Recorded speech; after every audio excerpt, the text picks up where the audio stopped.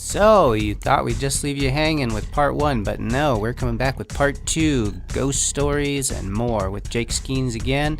I know it was a long walk from the fridge, but hey, pop in those earbuds because we got some more spooky stories from us, some from other people, and I hope you enjoy them, because what's a good podcast if you're not questioning reality in some form, am I right? And naturally you should be questioning reality. This isn't Believe You Guys for the Paranormal Eyes, is it? No, not yet. We're still doing the same show? Good. Again, after that house, trying to think any of what paranormal experiences I've encountered, or my mother. Yeah.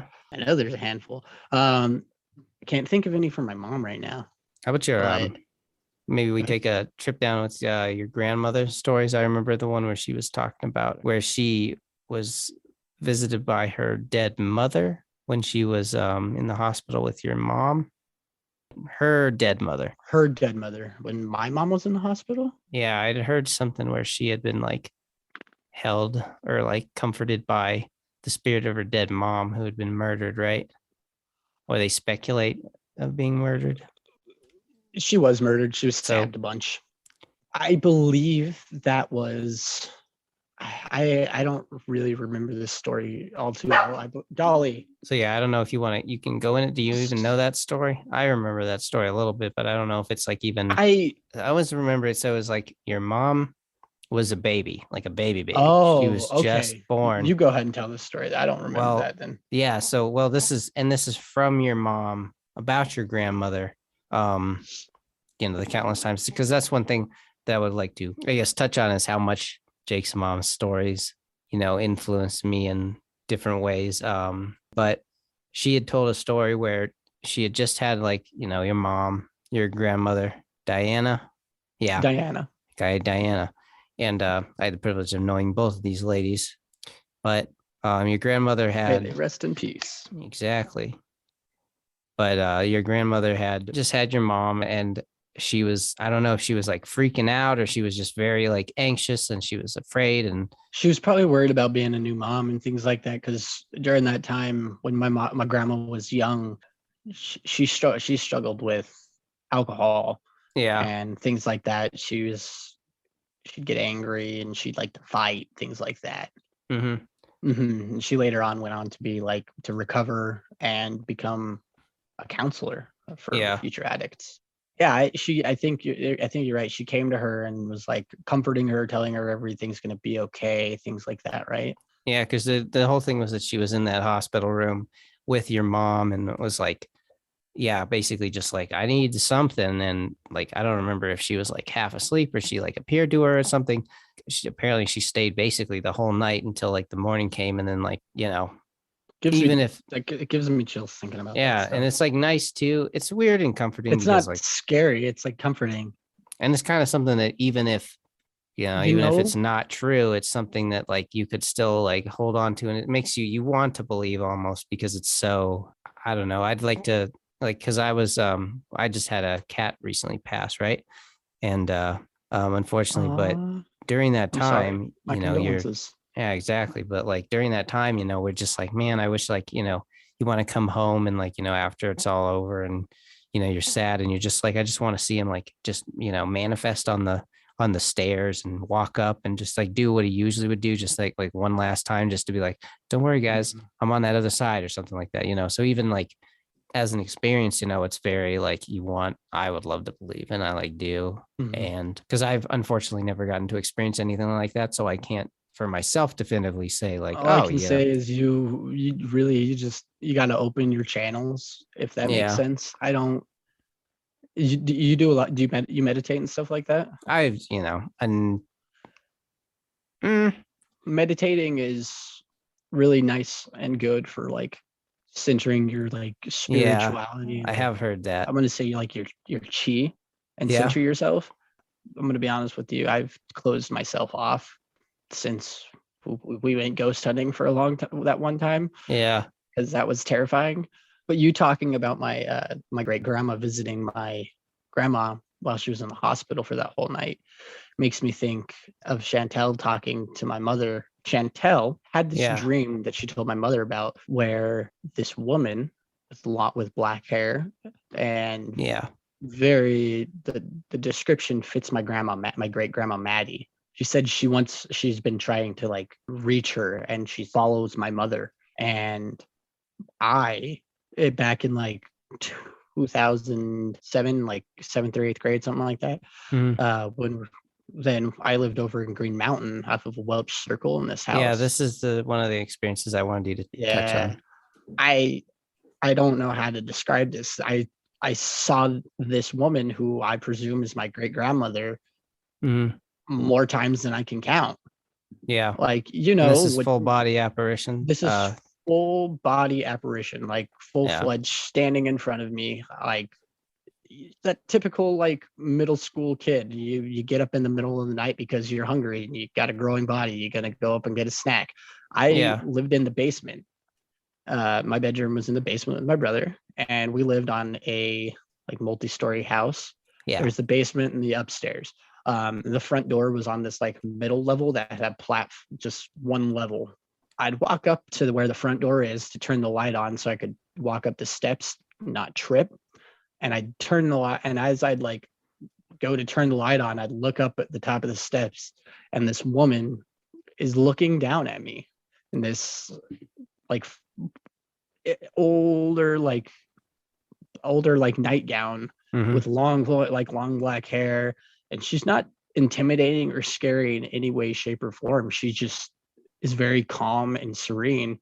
Yeah. And so she looks at me. Yeah. And I like look at her, and then she turns off and she walks down the hallway.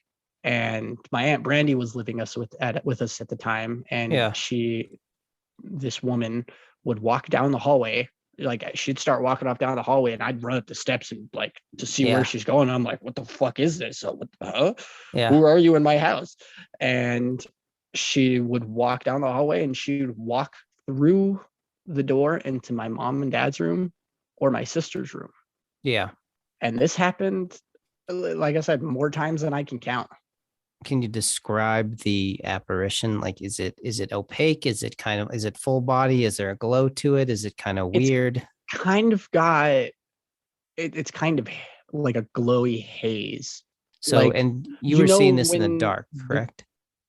I'd see it in the dark, and then I'd turn the light on, and then she'd be there in the light. Oh, yeah. Okay, so you can continue describing it. So, like, when the moon, like, there's moisture in the air, and like there's like that glow around the moon. Yes. Kind of like that. Okay. Is how I would describe how she looked. Yeah. It wasn't a very bright glow. It was like a dim glow, and it was she was there. And it was I couldn't see through her. But it was full-fledged. Could you see and it wasn't like, was it like emanating from her, or it's just like it was it was kind of emanating from her. Like the light was kind of, and the haze was kind of emanating out from her. And when you turn on the light, would it be the same thing? Mm-hmm. And it would look. It would look color to it, like it was like that's a real person, or she was just wearing a white nightgown. So I guess she wasn't wearing any color. But like, how about skin tone? I guess is my real. She was very pale.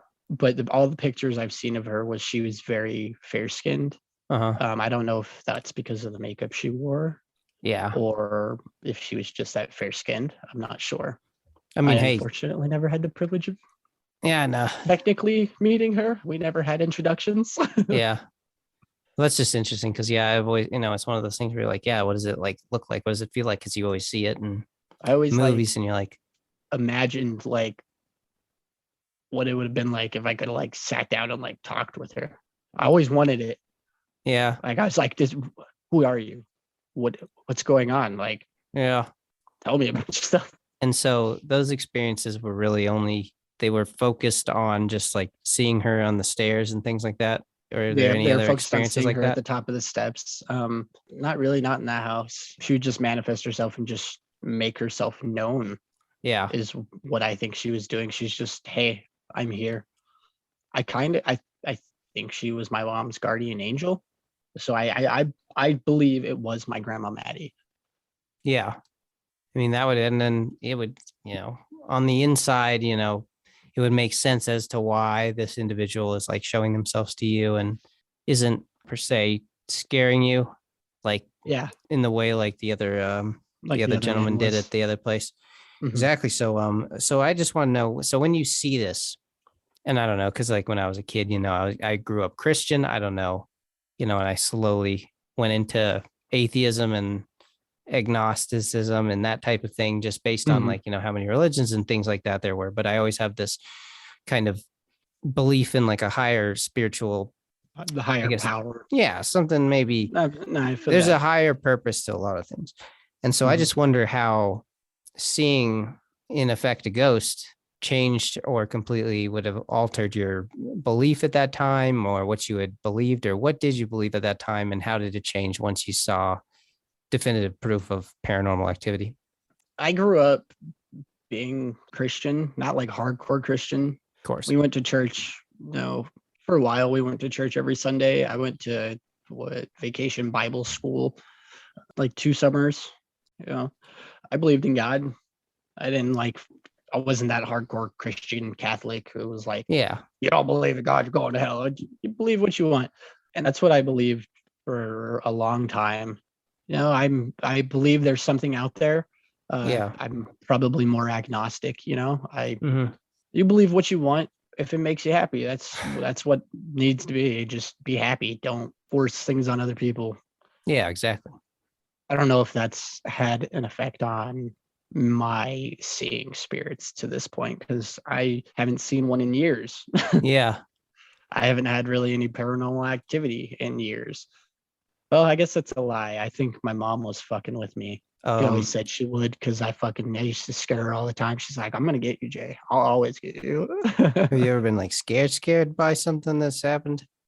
Actually, so before we go into that, because I would like to touch on that a little bit, but just like at the time that you did see the spirit, however, where did your mind go? Because for me, that would be like, oh, there's an existence of, if there's ghosts, that means that there must be a heaven because something happens when people die, kind of thing. It kind of like reaffirmed that like thought of like, there must be something out there, a higher power, because otherwise I wouldn't be seeing this. This shouldn't exist.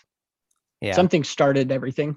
But of course, like seeing it, whether that higher power is just, the raw power of the universe or whatever it may be. Yeah. A God, Mother Nature, whatever it may be.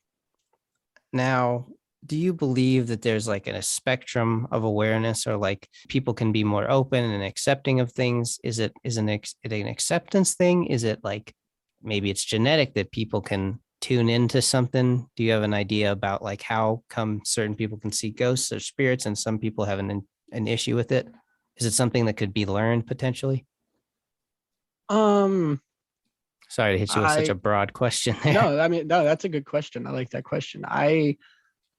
It could be a number of those things. I believe if you are open, then you're more likely to experience it, and to have that opportunity, because you're not negating it. I feel like those things, you're giving off that energy, and those things feed off that energy. It's like when a dog smells fear, it's gonna do that. It's gonna play with that fear, I know what you mean. Yeah. If you're open to it and a spirit's wants to communicate, then it may have a better opportunity to do so. I think you probably could train yourself to be more spiritually open if you like meditation and other things like that. The Native Americans used to do things like that. They'd smoke like peace pipes, things like that, that burn certain incense and certain herbs to commune with like the great spirits. Yeah, but and there's a lot of like they also had like specific people who would lead those rituals. Yeah. So maybe it does take sometimes having an adeptness who has that adeptness to help channel that and present that and allow others to see it or experience it, if that makes sense. I had a friend of mine back in college who had also said that they could see auras, and had mentioned that mine had shown that I was very grounded. And I mean, I kind of took that to be like, okay, I'm centered, I know where I stand kind of thing. But as I've like gone and learned more about paranormal stuff too, I've seen this like, okay, you know, maybe I'm grounded to like, you know, this reality or this life or the things that are going on here. Maybe I'm not as in tune to, you know, the things that I once was. Cause I remember being when I was younger, like I would, you know, I would float around the top of my room and I would, you know, bounce off the walls basically when I was dreaming when I was younger. And I, you know, had a lot of what I'd call vivid memories or astral projections of that. And of course, you know, maybe that was all in my head. And I was just like, man, I wish I could, you know, do it. But like, I got a very realistic like look of my room when I was young. And it just kind of was like, I remember going to my parents too and being like, you know, like really interested in like dreams I was having and things. And I was just like, and then they were kind of like, well, you know, it's just, you just think of things, you know, it's just because of what's going around you and what you know. And I'm like, when you dream and you can remember it, do you ever look up like the meanings of your dreams? I have. It's one of those things where I'm just like, it could just be like the zodiac and they're just like, oh, you know, you're doing this. But then I have had like ones where like I'm flying or like sometimes I'm like flying one time I remember flying a spaceship. I was like landed in a really nice like bay. I was on the beach, you know, and I like took off. And like at this point, I think in my life, I was like worried about like high school or something. Cause I remember having this dream where I could not control for the life of me this spaceship and I was flying all over the place and I was worried I was going to crash into a wall. The fear of losing control and being in a stressful situation that you don't have any some of them do over, exactly. Some of them do make sense. Other ones I used to have this of those dreams. I used to have one vividly. Like it happens almost anytime I start a new job. The stresses of a new job, you're learning new things and you don't want to fuck up because you got that grace period and everything. I get this vivid dream of my teeth falling out of my head. Yeah. That's a very like it's literally the most vivid thing in my life. Like I can feel my teeth falling out of my mouth and I'll wake up and I'm hunched over in my bed like I was in my dream, spitting my teeth out. But I'm not spitting my teeth out. I'm like freaked out and then I like touch my teeth. I'm like, oh, thank God. Yeah. You're like, it's all there. Thank goodness. Oh my God. Yeah. And it's like your mind does create those things. And I think because of like your astral projection and your lucid dreaming, you can be open to those things. I think lucid dreaming, that's the one where you project your body from yourself it's more like you're aware that you're aware that you're in a dream and you can kind of control the elements in the dream. Like Inception, kind of. Yeah. Or you're just like, I want to do this or I want to fly. That's usually what people do. Sorry to get off track, but that makes me think maybe Inception's not the most far off thing. If you're able to astral project yourself with like, you know, the sleep paralysis and you're cognitively aware and you're able to separate yourself, are you in that same realm? Are you in the same realm as your body? Are you separated? Are you in a spirit realm? Well, and it's like, what does time mean at that point? Are you in? Oh, exactly. Could you effectively project to a time here, there, anywhere? Because, you know, where are you when you're in that, you know, state? Exactly. It like makes you wonder, like, what is the extent that you can take that? I always try to do that when I go to sleep, if I'm being honest, but I haven't been able to do it since high school.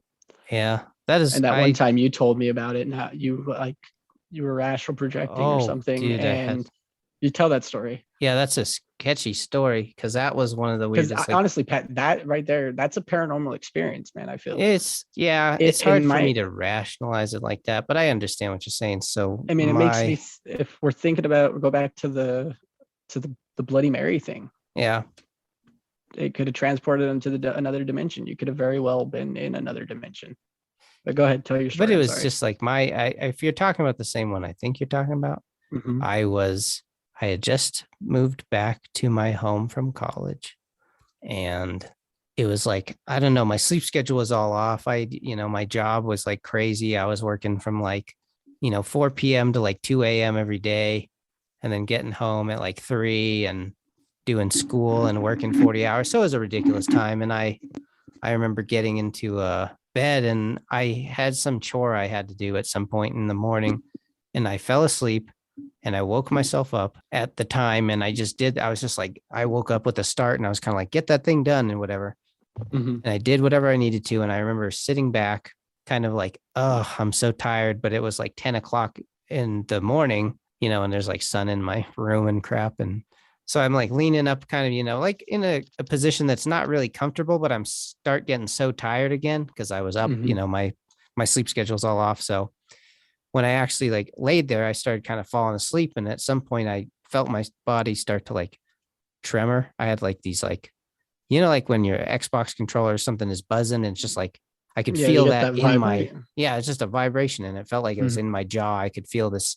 And I literally felt myself slipping. Like I could feel my body starting to fall asleep and literally like slide down into my bed because I had been kind of propped up in like a not like a comfortable position, but kind of like so I could like survey the room and everything. And I remember falling, like, I'm like, oh goodness, like, I'm like, oh yeah, you get that sleep paralysis kind of thing. And then they say, to wait, let your body fully fall asleep. And when that happened, for some reason, my eyes are obviously closed. It was like my third eye can just kind of project. I know what's around me. I can see my room sort of in a weird way. And this has only happened to me a few times, but I'd hear something that it sounds like just like garbled people talking, like, like if there's just a rabble, people on the street, just like, talking to each other. And like, I don't know, it's just conversations. That white noise of people communing. Kind of like you're at like a convention, you just hear everyone talking. Yeah. It's that and white there's no distinct, people. There's like a distinct timbre and I could kind of make out male and female, but I could not tell. Okay. You can't tell where it is or what it is. And it's just kind of creepy because you're just hearing this thing. And like, I was definitely in my body and I'm hearing these, what I called the voices from the beyond, I guess. It's kind of weird, but just like, and they're not like, it's not like they're aware of me or anything, but I can hear them, I'm kind of like, what is going on here? And then I remember vividly kind of like, I'm still like in my body asleep in that weird projection mode. And I remember feeling like hands grab my hands and I can't see anything. I'm like, still like, maybe if I pulled myself out of my body, I could see into a different dimension, but it felt like I was in my room, just my body was asleep. And I feel these hands grab my hands. And I've had this in dreams where like my intent or like, I'm like thinking telepathic. I'm like, go away, stop that. Don't do this. Like it grabs my hands and I'm thinking these things like immediately. And it kind of like, I can feel the hands kind of like, just kind of slide away, just like, okay, and at that point I was kind of like, wait a minute. And I start kind of like reaching, for a lack of better words, with my astral hands, kind of like, where did they go? You're like, wait, what? Yeah, where did it go? And I'm kind of feeling around. And I couldn't. Yeah, and I was like, what was that? And I was just very confused. And like, at that point, I think that I like, that was really the bulk of it.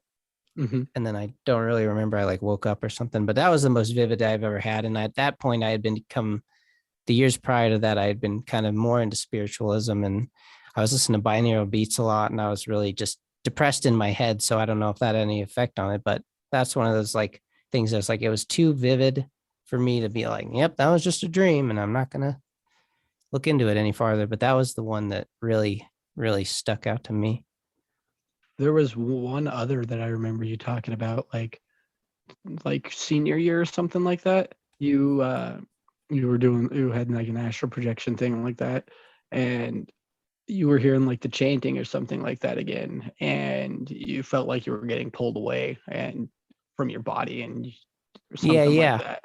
I was like, like trying to freaking out because you didn't think you could get back or something like that. Yeah, right? yeah, that was well, it was like, one of those like astral projection things where it's like I would get into that state where I'd be like, body paralysis. And then what I would feel is I would like, I'm like, okay, I want to kind of I'm like trying to mentally pull myself out of my body, I guess. And I don't know if I ever really did a good job, but like, have you ever been in like, when I would do it or when I would like the feeling of doing it, I would pull myself out.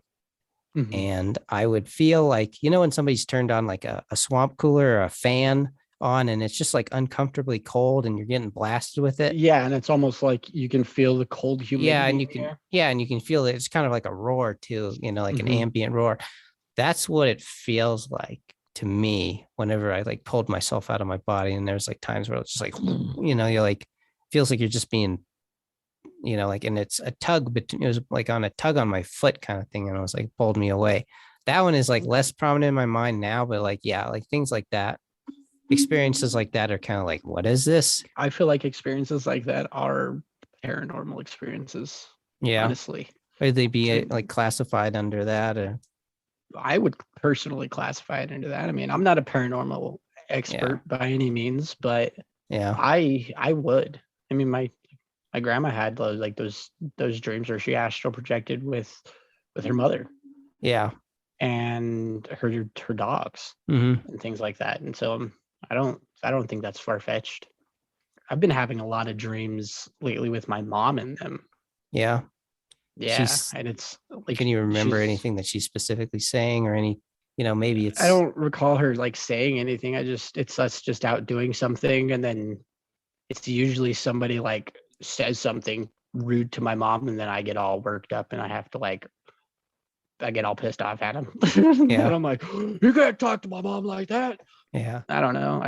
I don't know what it is.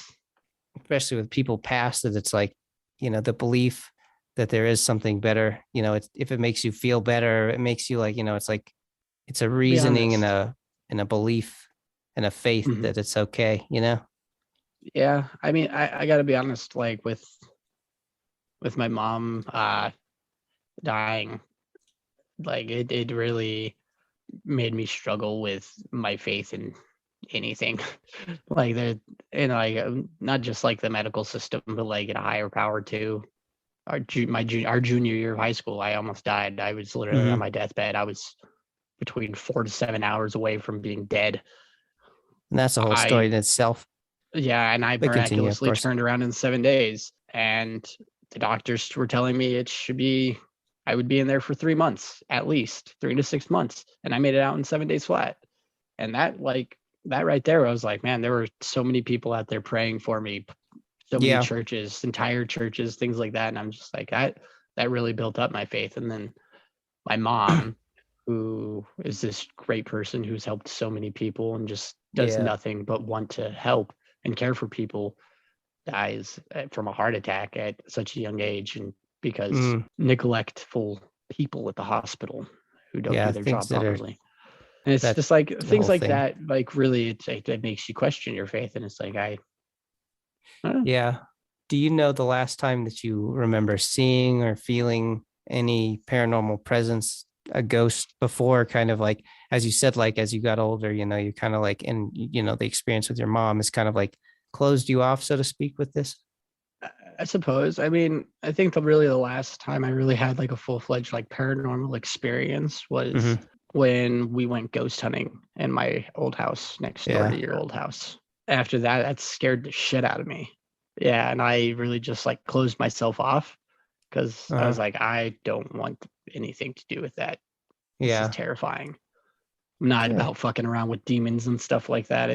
It scared me, but I don't know.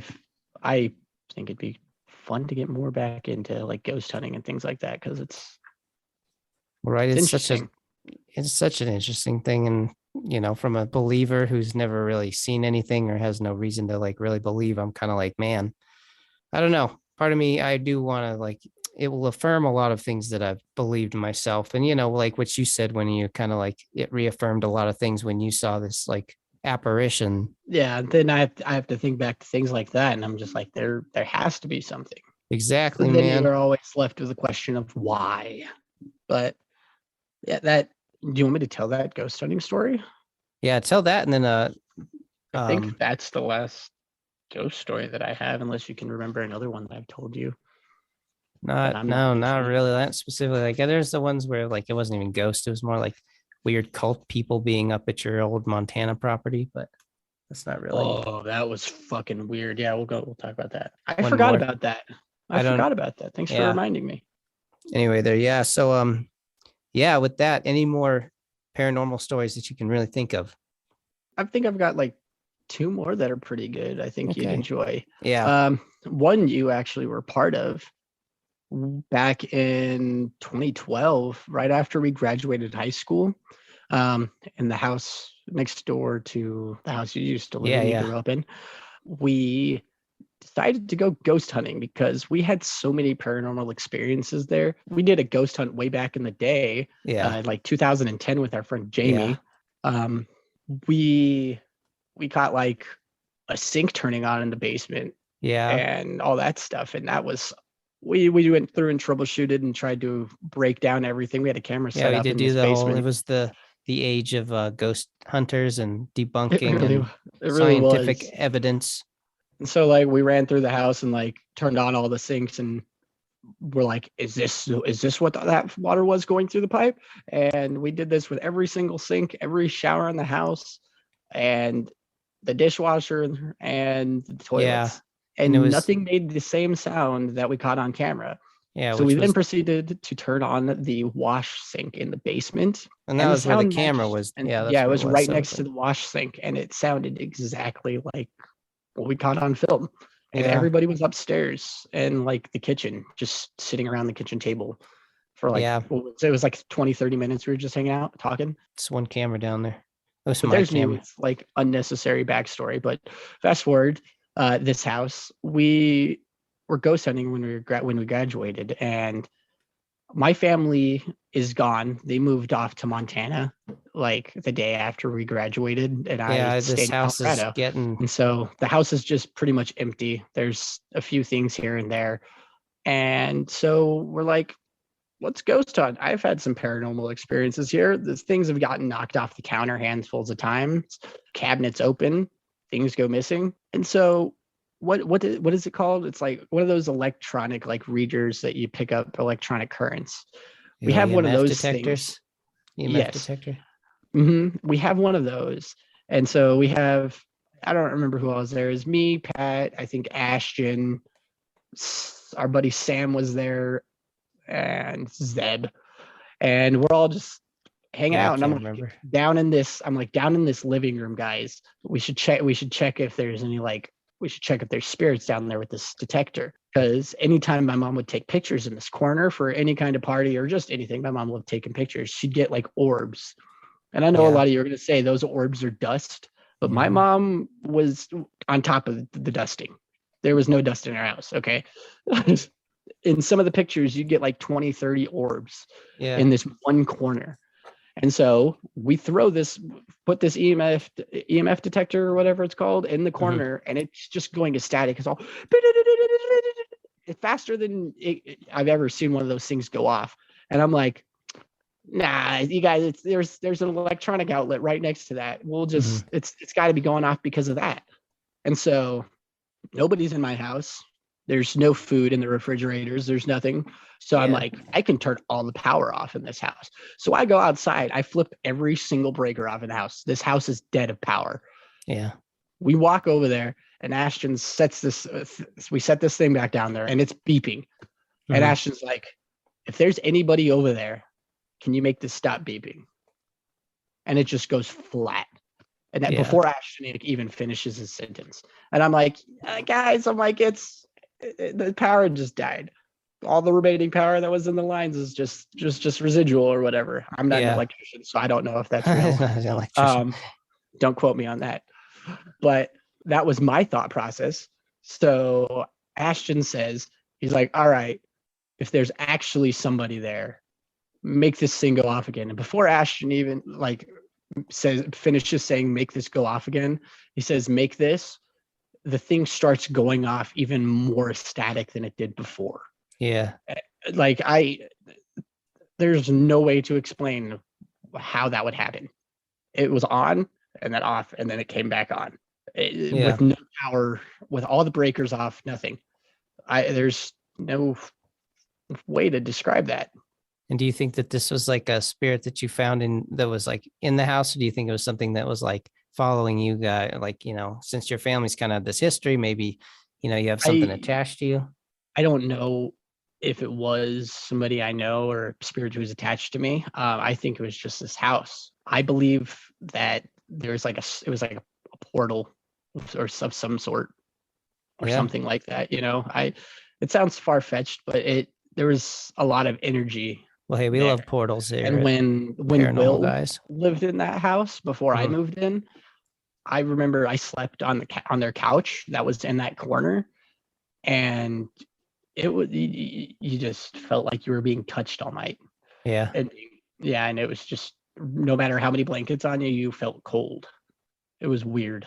But while we were doing that ghost hunt, fast forward a little further in the night, I was in my living room with my girlfriend at the time, and we have a recorder, like a camera, and recording, and we're just doing, the paranormal investigative thing. You walk around and you start asking questions, and you see if anything starts acting out of the norm. We had a power strip plugged into one of the walls. It wasn't plugged into anything. Mm-hmm. Fast forward, we turned the power back on, so we had lights for the rest of the night, and so it wasn't cold. Yeah. Wasn't all dead. It wasn't dead the whole night, by the way. And so this power strip is plugged in, and if you know, like a power strip, it's either when it's plugged in, the light is either on or off. That weird. Yeah. And it was on, and they don't really ever. I've never seen one flicker except for this one time. And so I'm sitting there and I'm asking questions, and this light on this power bar starts flickering. Yeah. And I'm like, what the fuck? I look at my girlfriend Rachel, and I'm like, did you see that? And she's like, yeah, I saw that. I'm like, should we keep asking questions? And so she asks questions. She's like, is there somebody there? And it's fucking flicks again. So I'm like, all right. I'm like, proceed to start asking questions. I'm like, yeah, are you an adult? I'm like, give me 2 flashes for yes. I established 2 flashes for yes, or one flash for no. I'm like, are you an adult? I get a flash for no. Mm-hmm. I'm like, are you a teenager? I get a flash for no. I'm like, are you a young kid? And I get 2 flashes. I look at Rachel. I'm like, that was 2 flashes. She's like, yeah, that flashed twice, and then it goes solid, and it's just sitting there. I'm like, okay. I'm like, if you're a kid, I'm like, how old are you? I'm like, are you 12? And it tells me no. I'm like, are you 11? It tells me no. I'm like, are you 10? And then it gives me a yes. Mm-hmm. And so I'm like, oh, you're a 10-year-old boy. I'm like, do you like board games? He tells me no. I'm like, do you like board games? In this, he wasn't a fan of board games. And I ask him, I'm like, okay. I'm like, are you a fan of like drawing or painting? He's like, no. I'm like, do you like sports? And it flashes a bunch.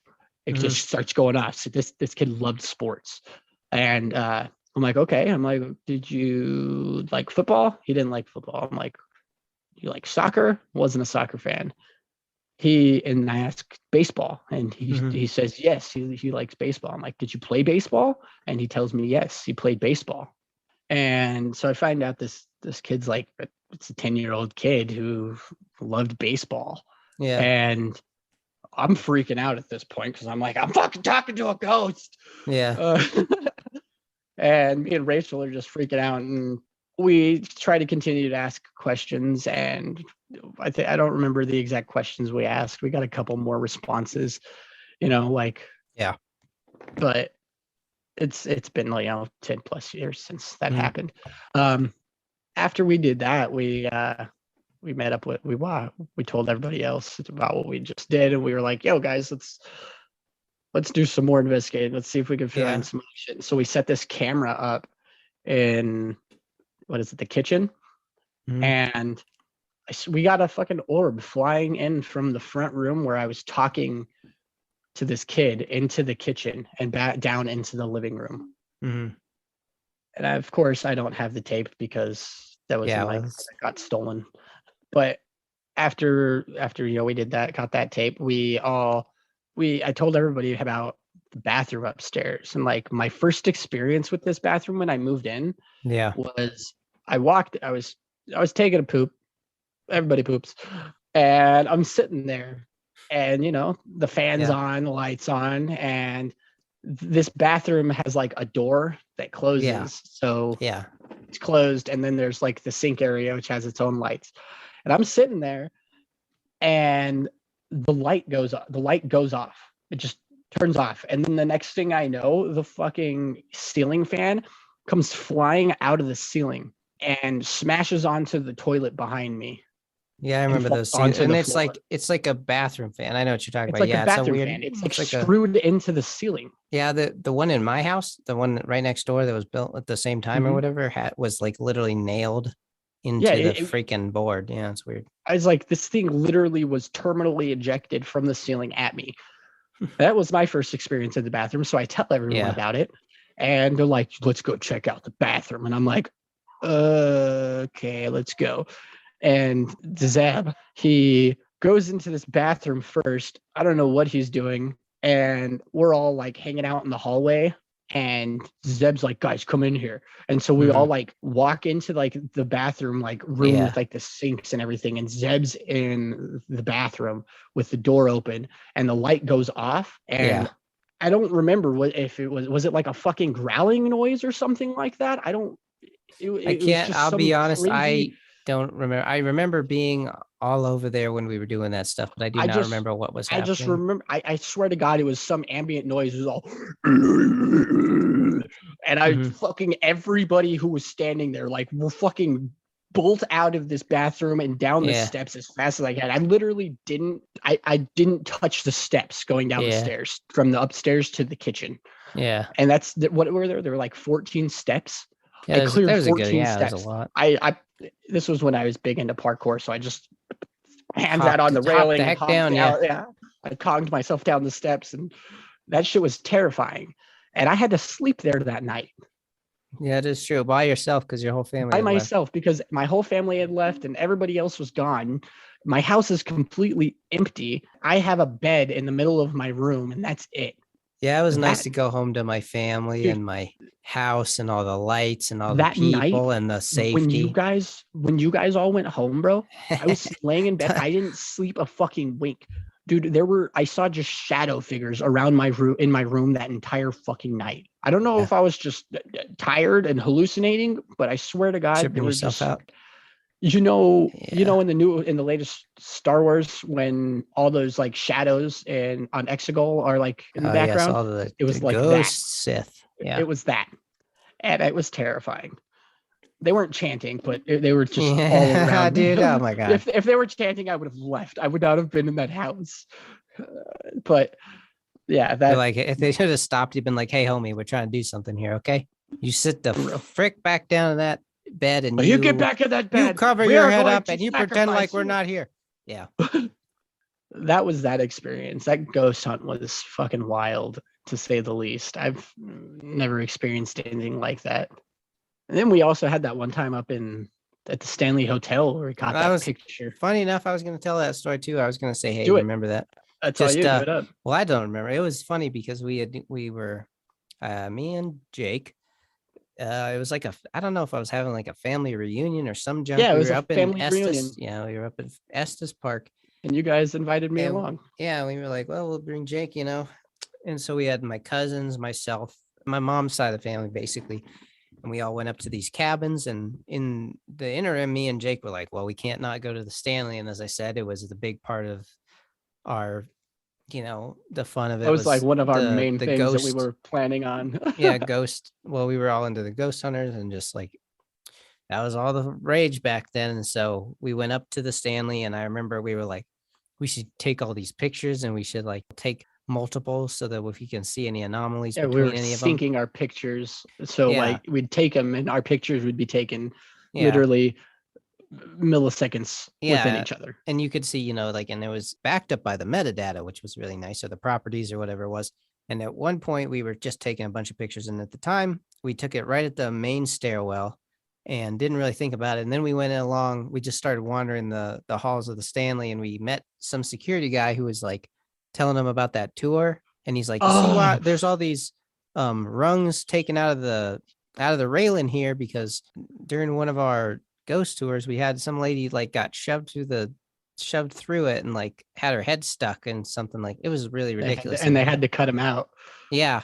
And so there was and then a couple dude had me come missing. Up. He's like, come here. Yeah. And has me stand where this girl stands. He's like, do you feel anything? And I'm not like, I wasn't like letting it get in my head or anything. I was like, but I felt this strange, like a light tug, like a slight vibration tug sensation. While we were doing that, before even that, we were walking down a lot of these different halls, and like, I remember one of the halls just had like, and that was like the first time I was like, oh, this is what they mean by, it was like, it's a really heavy vibe in here. It's just like really, I'm like, what is going on? It felt like I was walking into like a really small funhouse tunnel, even though it was like a normal hallway. And then we did not feel that same energy in the rest of the place when I was there. Like, and we went back twice just because we were just like that. we were trying to debunk it. So yeah, we wanted to make sure, the pictures that we initially took, we had one that was like, it was a person standing there, and it looked like it was weird because the head wasn't there. There was no head, and kind of like the torso was very wavy and misty, and it looked like it was holding a lantern. Yep. But it had like I'm like, it looked like a blouse or something. And of course, that was also steps down from the top. Yeah, it was like a couple steps down, and we had a picture there, and then we had a picture, a minute or less after. It was very strange. I remember it was 0.003 milliseconds. Yeah. That's what the timestamp said. It was literally milliseconds apart. And Patrick got this photo. Yeah. And I didn't. And we didn't look at our photos while we were at the Stanley. Yeah, we did it way after. It was more of those, like, we're just shooting a bunch of pictures and like being more just ecstatic that we were bloody there, to be honest. Yeah, and then we went back to the hotel or the place we're staying at, and we found that, and we're just flabbergasted. We're like, what the hell is this? Yeah. And we sat there for what, like 30-40 minutes trying to debunk it, just taking pictures of each other. But yeah, like, it was we were dead set on making sure that our photos didn't have any people inside of it. We both really did want to make sure it was like, that was the whole thing, man, debunking and getting it all. And of course, maybe there was an explanation, but I don't see, at that time, I didn't see any way that could have been. And I still, like, now it's like 8 or 9 years removed now. I'm like, I don't know, man. It's crazy. It is. It's crazy. Did you have another ghost story you wanted to tell? Oh, this one. So this is another one that I remember your mom telling me, that this is the one that gave me the heebie-jeebies, because it kind of sort of involved me, but not really. So years before, your mom has always told us all these ghost stories, and, that she would just tell us on a regular basis, or like new ones she would slip in or whatever. And sometimes she would just tell us about real life. And like one of these real life stories that she told us, not to get super personal under your family, but you're good. So she had you, and at the time she was pregnant with what she had thought was your sister. So she was telling us about basically this incident where your mom had been at a party. It was at our apartment. And while they were at this party, there was an individual that your family knew that was kind of just a rowdy dude, and he ended up pushing her off of a deck, or he tried to push her off, and he pushed her into the railing, and caused her to have a miscarriage, which so caused her. And she said that she could feel the point where it's very visceral details, very like, sad. And you're like, whoa. And she was like, I remember her specifically saying that she was like, like, it was going to be perfect. I would have had my boy, which would have been you, and then I would have had my girl, which she had assumed would have been this child. And that's one thing that's always kind of preceded your family, is this odd tragedies and pain and, strange. I don't know what it is, man, but your family has made me really believe in just weird stuff. But so she has this experience where she loses the child, and she's told us this story. I can't remember. This is 2014 or something, like maybe even before this, but she had said this story. And I remember a couple of years later, I'd come back from college to go to Denver, UC Denver. And I used to spend a ton of time with you guys, always just hanging out all hours of the night. I remember there was one, must have been 2015 or 2016, but she was like, it's Halloween, and me and your dad, and I can't remember if her friend Tanya from Cheyenne. Tanya, yes, sorry. But I just, so your mom went to this party with those guys, and they were going to have a seance. I have to backtrack a little bit. It was Chantel. It was a different Chantel and Tanya. It was both of them. Yeah. But so they went to this party, and before this, I had gotten you like a lightsaber for your birthday or for something. That's right. So I gotten you this sword, and it was a really cool, it's like, it lights up. It's I don't know if you're about to grab it or whatever you're doing right now. It's out of reach. I was gonna grab it. But so I got you it, and it's like, it's meant for to fight with, but at the same time, like, Zach was there, and Zach loves to just mess with stuff.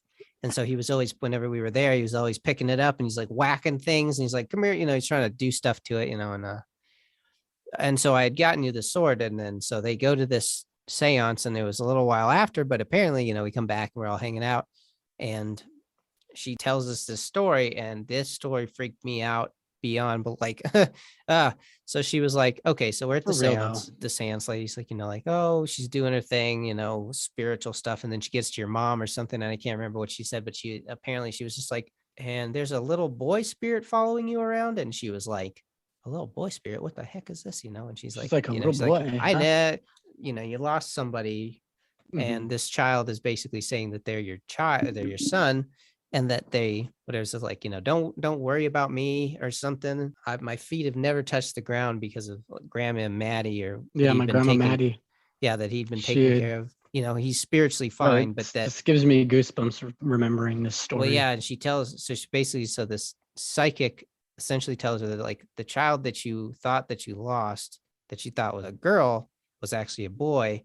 And the freakiest part that she told us was that when they were there and it was happening, that she was like, and my other brother, like, I'm worried that my other brother's going to break my big brother's sword or something like that. It was like, he's like, make sure my little brother doesn't like break. Yeah. And it's literally, I had it for a week. Yeah. There's no way my mom, I don't even know if did my mom know at that point? I don't even know if she knew.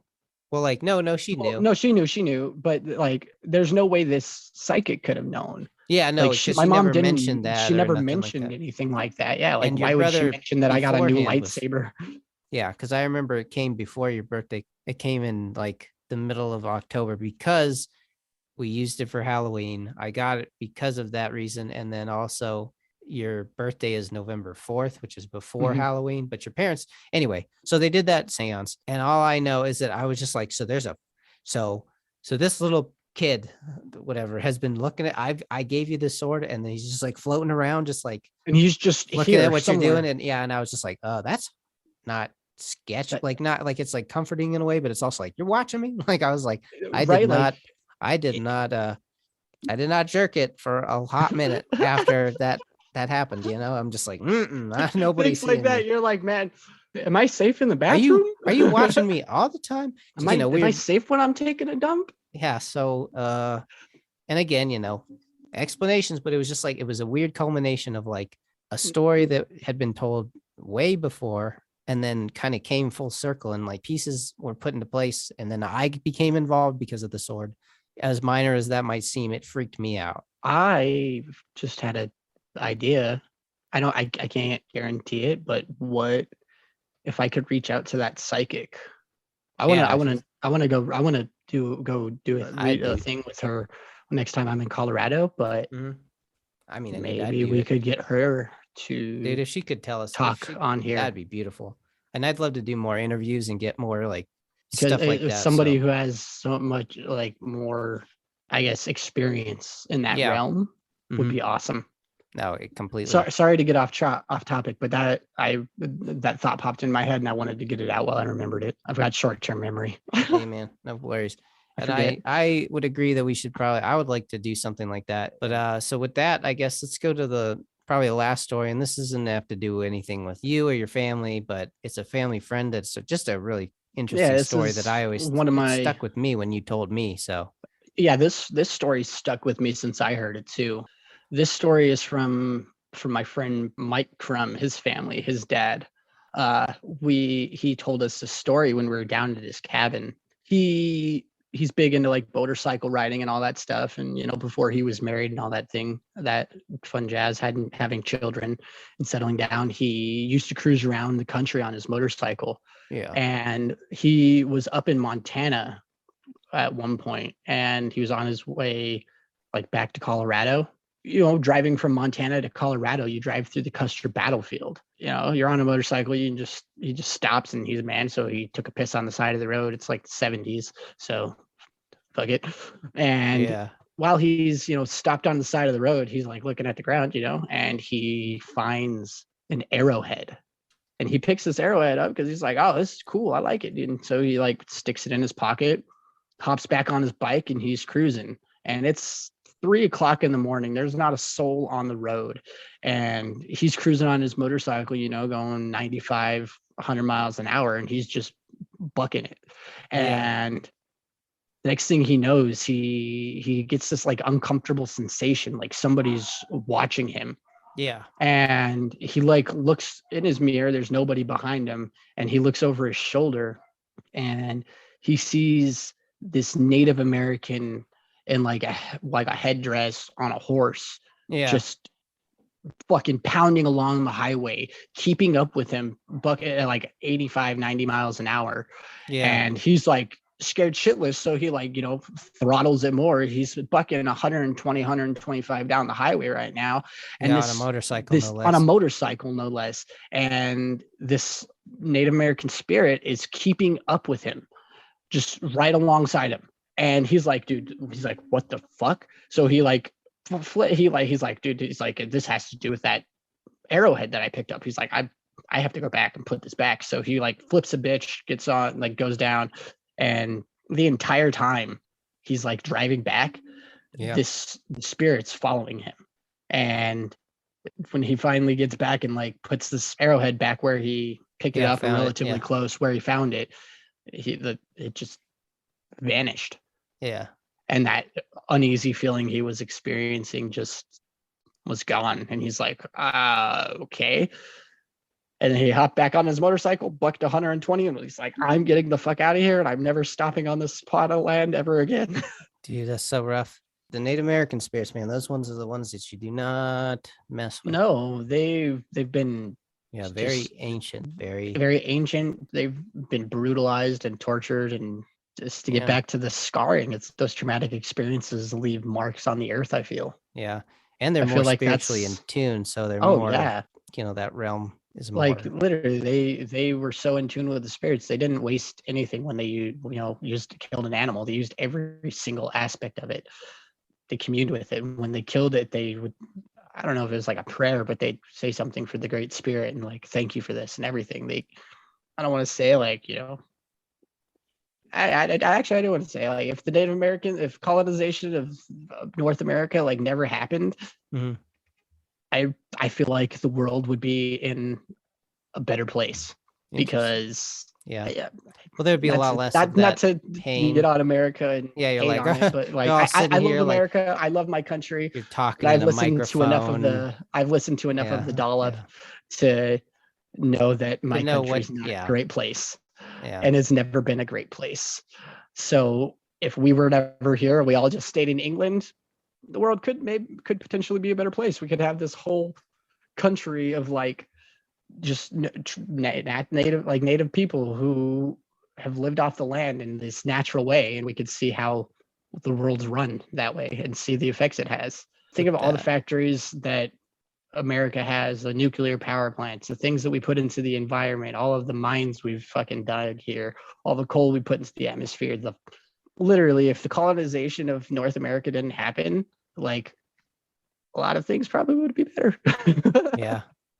Sorry to get off topic from where we were at, but that's less ghosts. There'd be a lot less ghosts. Yes. To bring it back around on subject. I'm sorry. That is. But hey, and I believe that is going to be it for our podcast here. Thank you so much, Jake, for the experiences. We had Skeptical Eye and the Paranormal Guys. So thanks for having me on. Of course, man. And we'll probably have you on some more times. I would love to be back. Can we plug our other podcast? Yeah, we can as well. We also do. Would you like to go ahead and take that away? Sure. Yeah, if me and Pat have a podcast called Fan Dumb, where we take a deep dive into all things pop culture related. Our most recent episode, we dived into Demon Slayer, Avatar: The Last Airbender, The Benders. Yep. And we talk about Star Wars. Yep. So if you like that, check us out on Facebook, Instagram, YouTube, all the jazz. Yep. And then also, Jake, if you want to plug absolutely, we were going to continue. Yeah, sure. If you want to check me out on Instagram, I'm at RJ Skeens and at Spidey Skeens. That's on Facebook and Instagram. And I also have a YouTube, Spidey Skeens Cosplay. Exactly. And of course, thanks again for having me on, Pat. I had a blast. I had a blast too, brother, and I hope the audience did as well. Thank you guys for tuning into part 2 with Jake Skeens of this season 3 extravaganza. And don't forget to come back because we've got an exclusive here with the New Mexico UFO hunter. This gentleman has said he's found a portal in the north of New Mexico, and we get into the nitty-gritty of that next time. Check us out on iTunes, Spotify. We're now on Audia and the app Verbal. Pretty much anywhere you can get your podcast, so come check us out again. Skeptical Eye for the Paranormal Guys.